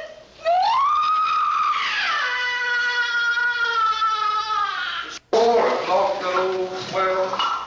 4 o'clock goes well. 4 o'clock. People of London thankful for a night of peace. 4 o'clock. It could be a very regular hour if you ask me to be bringing any old gentleman's door, no matter who he might be. I'll get the missus 5 in the blooming morning. Uncanny, sir. It's just as you described. That, of course. So you say. I caution you again, Mr. Lees. This had better not be a waste of time. Waste of time? Every person in London is looking for this man, and we have just succeeded in tracing him to one of his lairs. Aha. What is it? The tremors? Confusion? Oh, they're magnificent. Yes, Constable, what is it? Have you caught a burglar? Burglar, madam? Forgive us for knocking at this hour, missus, but this gentleman claims to have been possessed by an extraordinary vision this evening. A vision of a most sought-after criminal, missus, coming into this very house. I'm terribly sorry, but I'm afraid my husband's health doesn't allow him to accept new patients anymore, Constable. We're not trying to find the gentleman a physician, missus. It's a fugitive we're in pursuit of. Madam James Lees, formerly in service to Her Royal Majesty as her duly appointed court medium. He did describe this house before we came, missus, with astonishing accuracy of detail. And he swears he's never set foot in this place before. You will forgive me if I don't immediately join in your astonishment. Let's not wait until this hour. We cannot waste time. It is urgent I speak with your husband at once. That's impossible. He's asleep. He cannot be disturbed. Madam, this house is in danger. Great danger. Indeed. As you know, don't you? Yes. Yes, it's coming back. It is coming back. The woman in the dark doorway. Such a small room. And the blood. I see flesh hanging in fresh strips from nails in a wall above the hearth. There's a fire blazing. Terrible shadows on the ceiling, terrible. And those poor staring eyes with the lids cut heartlessly away, still watching him as he climbs out through the window. They don't see him hurrying down the dark streets. They don't see anymore, but I do. I see him how he stumbles, clutching at his cloak around the collar, stopping to catch his breath, looking up. He sees the ring round the moon and moves on. He thinks the night will hide him, but I see him climbing out of a carriage now. He's disappearing into a house, into a great house. This house. Here. Has anyone entered or left the premises tonight, missus? My husband, sir, returning from a call. What time was that then? I don't know. Late. How late? Quite. How late, madam? I heard him coming about half an hour before you rang. There was a bright ring around the moon for a while. I couldn't get back to sleep. Is he often out till such hours? At his age? You must be drunk. I beg your pardon, missus. How long ago was the last time? Look, you must tell me. We did go through this about a month ago, but I put my foot down. Made him awfully irritable, so unlike him to be breaking things in a temper. You'd say he's exhibited tendencies towards violence on these occasions. I want to know what is happening in my house. So do I, madam. Wake Mrs. Gull, please, and ask her to join us. I am Mrs. Gull, you old fool. Oh, yes, so you are. Forgive me. Gentlemen, is there something amiss?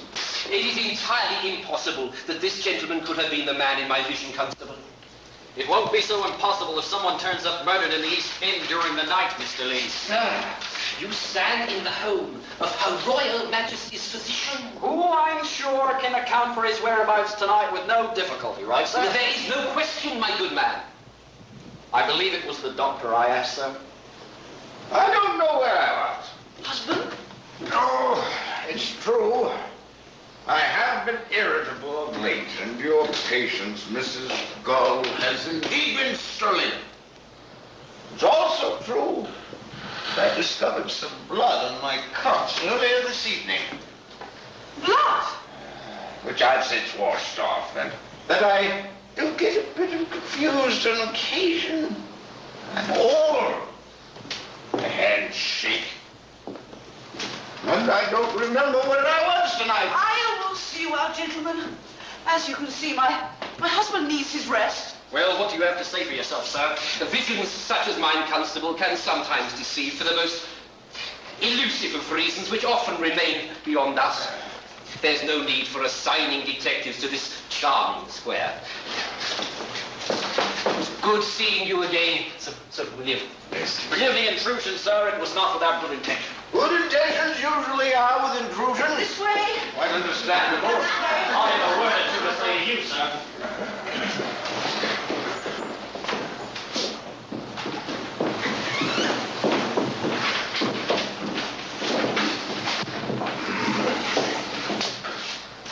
Master Stephen, I think it's best that we forget about returning you home just yet, until after the sun's up. And Eddie, what about Eddie? Oh, I think he'll turn up somewhere, don't you? Yes, he'll turn up somewhere. How's your medicine? Now, go to sleep. Oh dear, I do believe we have just missed the Borgias birthday. Have you seen the one who came dressed as Mother Dear? I didn't hear you. I said, have you seen the one who came dressed as Mother Dear? Terrifying. Georgie's friends are always so amusing, aren't they? What dear? I said, Georgie's... Never mind. Oh, I love masquerades. What a glorious week. I wish we could stay at Sandringham forever. It does put her at a safe distance, what? Mother dear? Oh, absolutely. Happy birthday, Bertie darling. Thank you, Mother.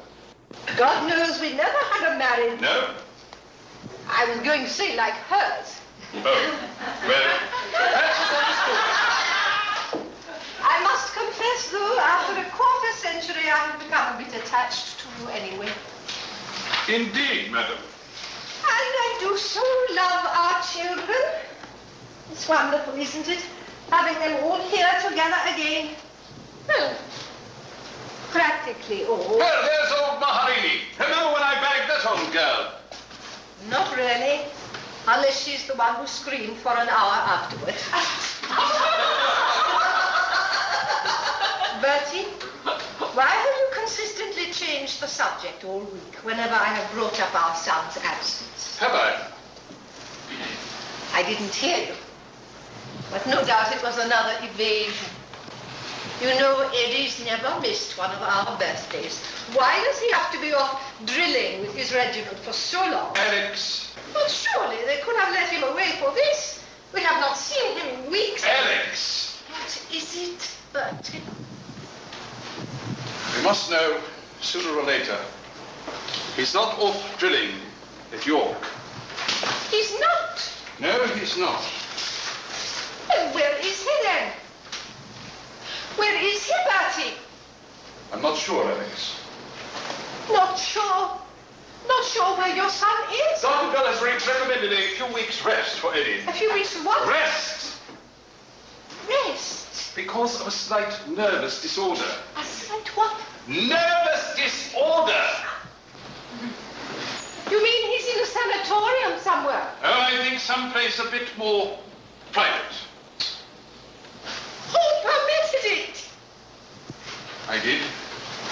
You allowed that old man to place our son in a... Yes, he was behaving in a most disturbed manner when I saw him last. Eddie or Dr. Gull? Madam. Really, Bertie, how very alarming. You mean embarrassing. It is embarrassing. Relieved, actually. I've been worried about him. So have I. He shows so very, very little sense. Well, now that I have been allowed to know what everyone else apparently already knows, I suppose I should be relieved as well. Mother dear, Eddie!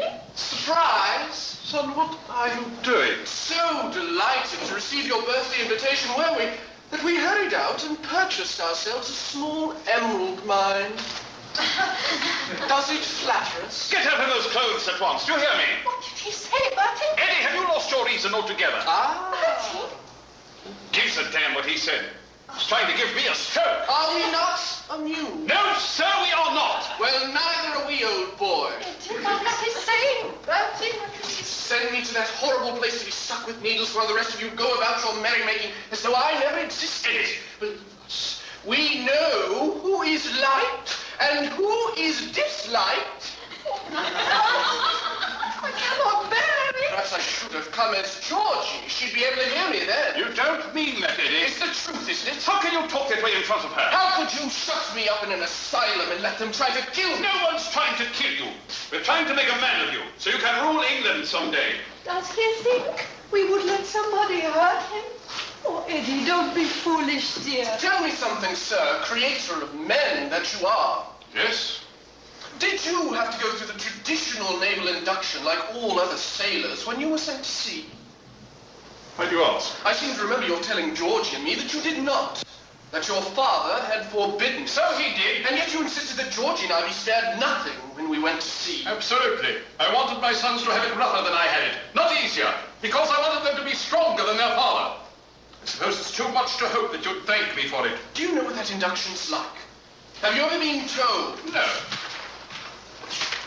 Let me tell you. I don't want to hear it. They get you when you're naked. Don't! 2 or 3 of them hold you while the rest take their turns whacking your bum with a leather strop and then buttering you with a big piece of toast, Eddie! laughing at you, watching you try not to cry with the shame and the pain till you think your legs are going to give out, yet you still maintain your resistance somehow, even though you know it's futile, because you know your bloody tormentors are bloody well taught to win. So you stand there finally, crying, wanting to be dead or for them to be dead, while they go off to wash their hands, laughing away like jackals in a pack. Stop now! Sons can't be made into better men than their fathers by their fathers, Papa. Thus speaks the living proof. You wish it was Georgie, don't you? Rather than me. All of you do. Everyone, I know it. You wish my little brother had been the one to inherit the bloody throne. Eddie. Why can't you say it and be done? Hush now. You're no better off than I am. You with your fat cigars and your mistresses, and she with her continual speak up dears, to passion for turning every other occasion into an excuse to play children's games because she wishes she still had infants that don't have to talk. We're all just numbered things in Grandmama's never-ending collection. Entries in her royal catalogue. Listen to me. You're not a bit better off. On yonder hill there stands a maiden. Who she is, I do not know. Not a bit. I go and ask her hand in marriage. Will she answer yes or no? Oh, no, John, no, John, no, John, no. My father was a Spanish captain, went to sea long years ago. First he kissed me, then he left me. But he always answered no.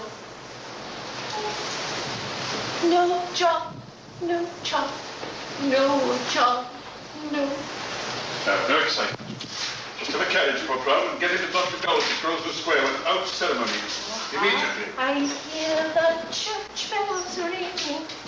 Won't you come and be my wife? Oh, dear madam, are you settled to stay single all your life?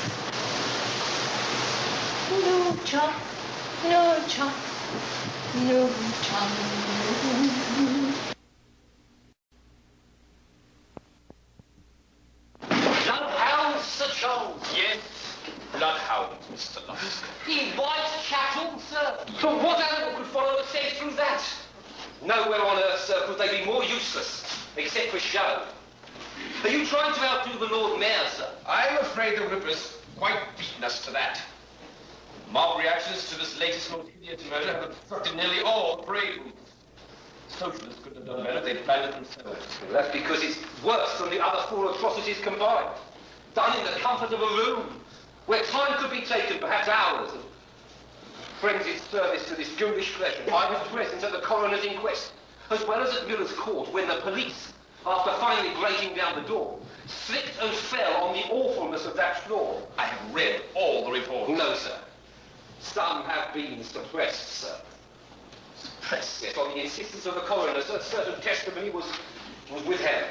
Or forbidden's more like it, sir. What sort of testimony? An eyewitness description from a Mrs. Hutchinson of a gentleman picked up by the victim a little before dawn. Now, she swears she can identify the man. Can I trust you to sworn secrecy, sir? Well, absolutely, sir. We have known the Ripper's identity for some time. Oh? He's dead. Dead? His body was fished out of the Thames early this morning. Suicide. And only bring undeserved shame to his family if we say more. You swore me to secrecy to tell me that. There is no further need of your vigilance committee. There will be no more Whitechapel murders, Mr. Lusk. Not of the silk. You may disband. Oh, no, we shall do no such thing, sir. Until we're convinced beyond doubt that the murders have stopped. Let me put it another way, Mr. Lusk. Lord Salisbury, sir? Lordship. Mr. Lusk, my lord. Chairman of the Whitechapel Vigilance Committee, I know. I assume you're here because of the suicide in the Thames, Mr. Lusk. No, I'm here because of continuing murder, sir. Not because of a body that has conveniently just washed up. Oh, Mr. Druitt's remains are rather more than a convenience. Have you shown this gentleman the file on him, Sir Charles? He wouldn't even tell me the man's name. Montague J. Druitt, age 30. Good-looking, barrister, and sometime medical student. He left his brother a note to the effect that he was becoming aware that he would soon have to go to join their mother, who's been in an asylum for 15 years. Apparently, the awful thing that happened at Miller's Court night before last was too much even for him. Well, who got to the coroner, your lordship? Who saw to it that no descriptions of the murderer were permitted at the inquest? No sense dragging the family into the Thames along with him, is there? But I protest, I've been sworn to secrecy for nothing. Quite so, Mr. Lusk. After today, anyone caught putting out stories that the Ripper is still alive is liable to be charged with attempting to incite a public panic. We shall not disband, sir, until we see for ourselves. Good day, gentlemen. Persistent fellow. It's what put our empire on the map. But he'll see. Will he? Undoubtedly. Then what about this? Turned up today in the Post. Up and down the goddamn town, you coppers still pursue me. But I ain't no chap to sink nor drown in Thames, nor drink, nor blue sea. It's a coincidence. Meaningless. I'll see that it doesn't get published. I can do that myself. Your services are no longer required, Mr. Charles. What's that? You've had me, sir. All that is required of you now is an official letter of resignation. Resignation, sir. Just so. The new commissioner is to be told that Mr. Druitt's body from the river is the remains of the Whitechapel murderer. The rest of these files you may burn today. I see. I would advise you to draw up some sort of official general pardon right away to protect yourself. From what? From any possible charges of being an accomplice after the fact, in case it should ever come up that you know the killer's identity. Dear God, man, I don't know. My lord, I have a number of theories of my own. No one has been indicted. No one ever will be. The people despise you, Sir Charles. They haven't forgotten your conduct at Trafalgar Square. The Queen may have remembered it with a knighthood, but they simply remember it as Bloody Sunday. And you were responsible for it. Are we subjects of the people, my lord Prime Minister? We may well be, Sir Charles. I wish I understood it all myself. Whitechapel murderer found in the Thames! Bloody Whitechapel murderer found in the Thames! Tuppence! Tuppence!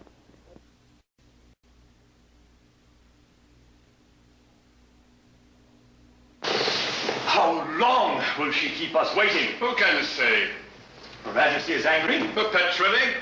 Your Highness, it pains me to tell you this, but you do have to know. There are details about young Prince Eddy that even the Queen must not know. You think I'm not aware of that? Details which might indicate that he can never be king. That's going a bit far, Salisbury, don't you think? No, I don't. Eddy's improvement with Dr. Gold's treatment has been nothing short of miraculous. He was allowed back home after a few mere months. That's rare, they tell me. Bertie. Indeed, my lord. The prince is virtually his normal self again. He's even beginning to show signs of interest in some of the princesses his grandmama has arranged for him to meet. Bertie, you're deluding yourself. My lord, you're speaking of my son, and England's future king. Your Highness, forgive me, but it happens that a most prominent, deviant male brothel in Cleveland Street and Tottenham Court Road got raided recently, naming among its clientele the highest in the land.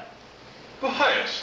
As well as one of the royal equerries, a noble lord or two, and the young prince's friend, James Stephen, who has also taken to these clubs of late. I knew he was a threat from the moment he first talked Eddy into joining the Dramatic League rather than the Athenaeum for the true men. Dear God, Salisbury. Her Royal Majesty, Queen Victoria. Rise, my lord, your gout. Thank you, Your Majesty. Mother? Silence. We know, Bertie, the disgusting sordid details. We are as enraged by this disgrace for which we must in part blame your failings as a proper father, as we are a twitter with the plans. Mother, I'm sure we're quite aware of the necessity to... We command that Eddy be sent at once on an extended tour of India, where he is not to be permitted to speak in any official capacity. Your Majesty, I don't think that's at all advisable. He shouldn't be so far from Dr. Gullion. He's gone already. Make up your minds to that. When he should find himself back in these islands again from his penitent journey, like his father before him when he shamed the crown, Mother he dear, is to marry immediately upon his return, whomever we have decided on. We will not attend the ceremony. Good day to you both.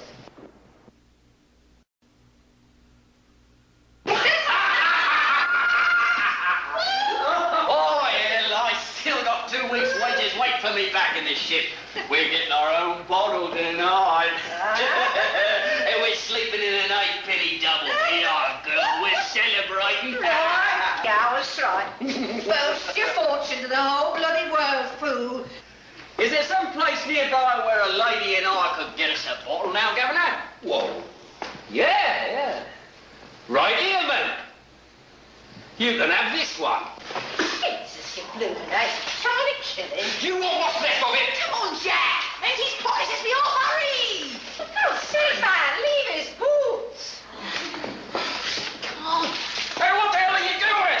So you was in leagues with him, was you? Oh, don't be daft. Come on, I'll get you back to your ship. You'll get yourself from me sights, that's what you'll do.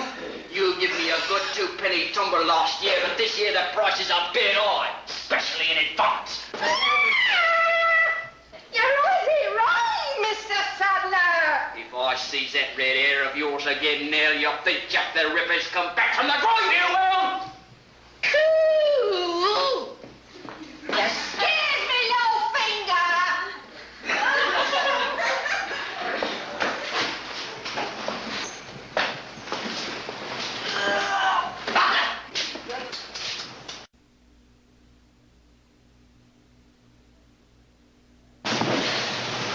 And so there may come a day when we shall be able to say that we treat the diseased, not the patient.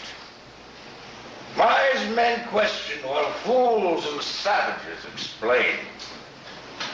Disintegration of moral nature and its reestablishment by restoration of control to the nerve centers is a proper work for science. Solution to the mystery seems so at hand, yet so distant. How far off we are from knowing what we are. Infants in the dark.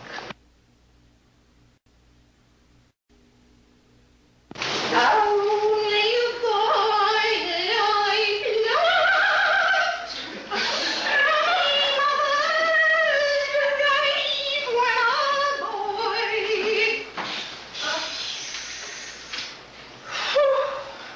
Where the hell am I?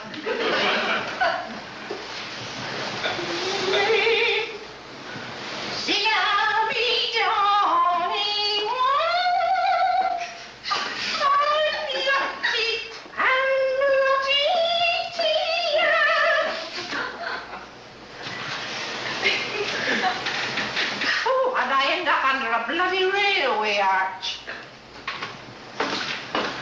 Watch some train come along and dump soot all over me. That's what I deserves, I suppose. Is it only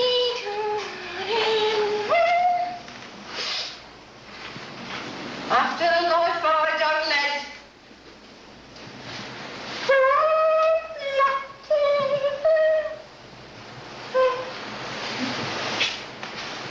All the stinking guilt in this bleeding world.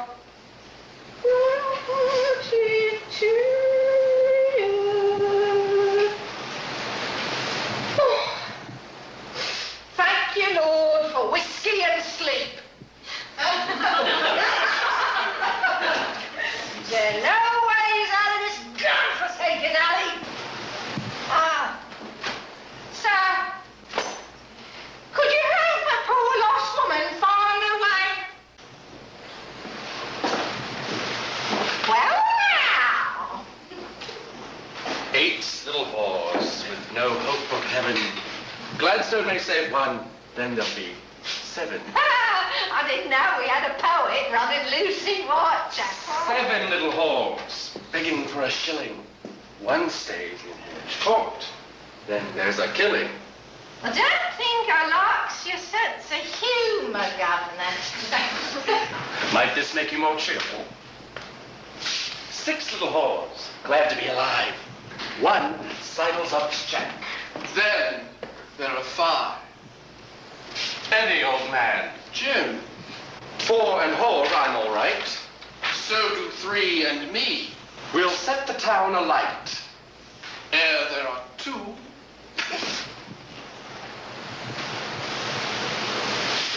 Ought to be ashamed of yourselves, you ought. Take your fancy clothes and be gone with you. This is our world, it is. Like so you don't belong here. You're wrong, my dear. You're so wrong. We're as much a part of this place as you are. Here too long, I guess, I realise you've gotten that vile. We certainly frightened her off. Does bring back memories, doesn't it? Surprised? To find the newly created Duke of Clarence in the stews, after all I've read about your marriage plans since your return from India. No. Don't be a bastard. My congratulations on your new title, despite its historically ill-fated connotations. I believe they all met with unfortunate ends, didn't they? Don't. No need to worry about anyone drowning you in a butt of Malmsey, eh? I read about your mother nursing Mrs. Langtry through her recent illness.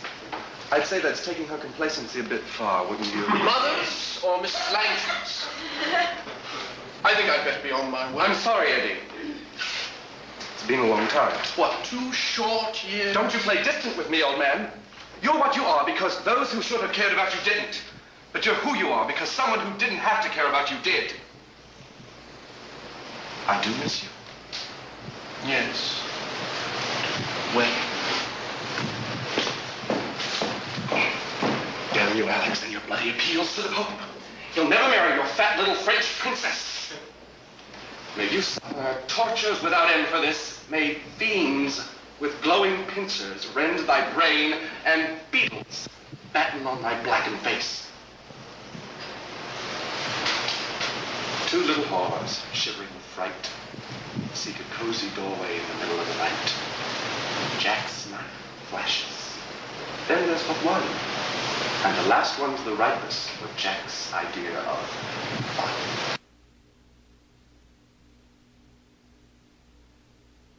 Wait! Francis Cole, sir. No, if you will. And not Fanny. No need introducing yourself, is there? Don't be afraid. I'm not. I knowed you wasn't dead like they said when I read about poor old Clay Pipe Alice being all murdered and mutilated summer last. An imitation, they called it, but I know that couldn't have been no one else's work. Friend of mine she was. Oh, well. I thought at least the old girls received a purification. No one with an heart could have locked her out of heaven after the likes of you was done finished dressing her for it. Come dress all carroty now. She's ready. Purify me. Wash away me sins.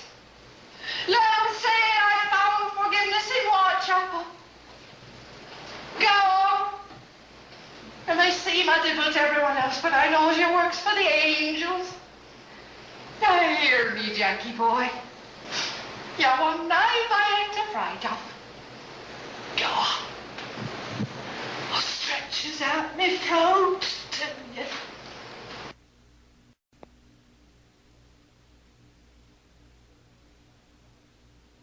There's no way around it, Bertie. The coroner's report was emphatic. He said the crime was committed by the same hand that killed the 5 prostitutes 2 years ago in the autumn of '88. Without a doubt, Your Highness. I see. I wonder if I've told you that my son intends to announce his wedding plans for February. Indeed. I should say the Queen intends to announce the wedding plans. Unfortunately, it would appear that the late good Dr. Gull's treatments have proved not effective enough. Her Majesty will have to understand. What are you going to do, Salisbury? You tell me. I don't know. It's not just anyone. It's my boy. Good God, I hope that you had thought about this already. I've thought of nothing else.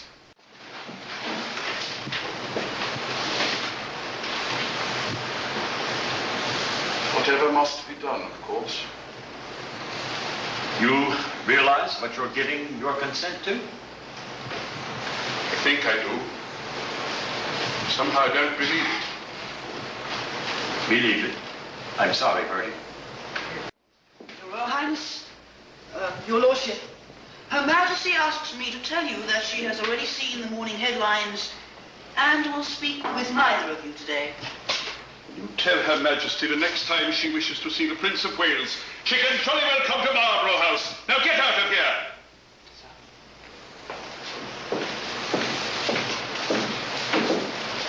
She'll find a way to have the last word.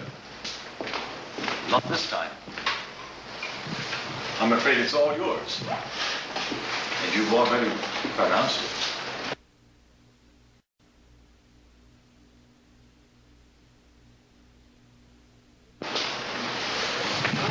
This is an unexpected honor, my lord. Master Stephen, I see I've caught you at your favorite pastime. Letter writing.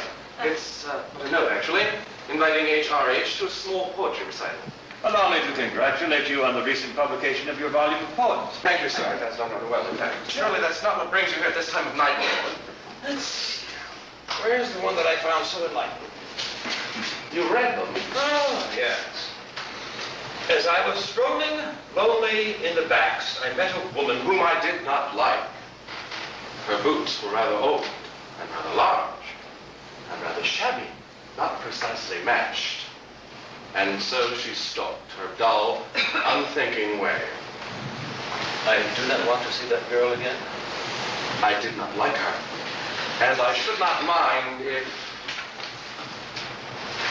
And I should not mind if she were done away with, killed or plowed. It did not seem to serve a useful end And certain she was not guilty. Your friend, the Duke of Clarence, was removed this afternoon to a private house of rest. Removed? Where it is rumored that, despite increasing doses of morphia for his violent headaches, he will unfortunately succumb to this wearisome influenza epidemic that's about. Why, Lord? Let us just say that it has something to do with the way that he bosses his teas. There are two gentlemen downstairs. What? Waiting to remove you tonight. Me? To a somewhat less private asylum in Northampton. Asylum? Where it is rumored that you will refuse all food and drink in your cell until you wither and die. I hear that madness is the most hellacious death of all, Master Stephen. In your case, I do hope so. This is your way of cleaning the streets, isn't it? Gentlemen, you can go noisily or quietly. It really doesn't matter. You're nothing. You can't do this. You cannot do this to me. I know something about the royal family. You can't, you hear me? I know something about the royal family, and I'll tell everyone. Everyone. Tuppence! Horrible murder in Whitechapel! Ripper still alive! Tuppence! Nothing like a good unsolved mystery, is there? Almost all sold out. Well, do you think they'll ever catch the Ripper? Oh, can't see why not, Governor. They've surely got plenty of suspects